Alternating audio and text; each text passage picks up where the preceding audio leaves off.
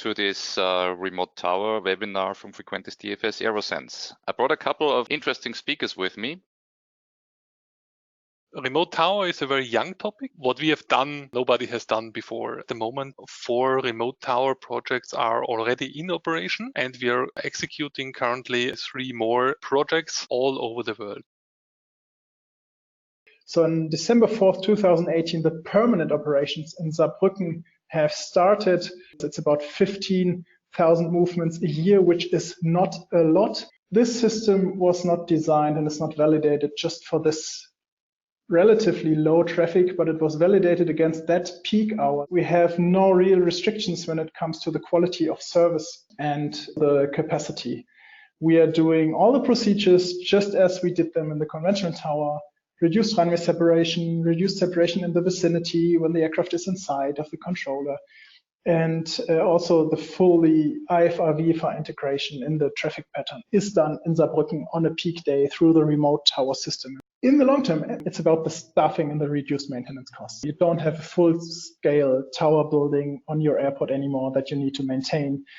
You don't need your controllers on every single airport. We made the decision to build a new tower and air traffic control center, as our old one was beyond end of life. And we built a new conventional tower. One of the biggest adjustments for us for moving from the old tower to the new conventional tower was the new perspective that the new tower brought. We were much higher up, much further away from the runway, and we had to adjust to different perceptions of speed and positioning of aircraft compared to what we were used to. We started looking at remote tower technology. We were very curious about the technology as we were painfully aware of the disruption and cost of building a conventional tower. Our conventional tower and ATCC cost just under £12 million to build. And it was immediately obvious to us that we could have built a remote tower for a fraction of the cost, and it would have been more technologically advanced.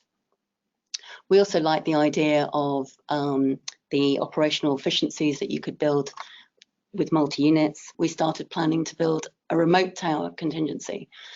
We aim to be the first operational remote tower system in the British Isles. This would mean that we could provide contingency, maintaining business as usual without requiring a reduced movement rate. It was surprisingly a short time before controllers actually reported feeling quite comfortable at the remote tower. And at one point we did achieve a movement rate of 34 per hour. For the Air Force and the Navy, remote tower technology presents an opportunity to save the funds in building new brick and mortar control towers. A new control tower costs us somewhere between $12 and $15 million by the time we spend all the money to put the equipment into the tower. And the other benefit, of course, is we could probably control several bases from one location, and that would give us even more savings in the future. Many of those towers that we have, particularly in locations like Afghanistan or Iraq, have come under small arms fire and other types of small arms weapons.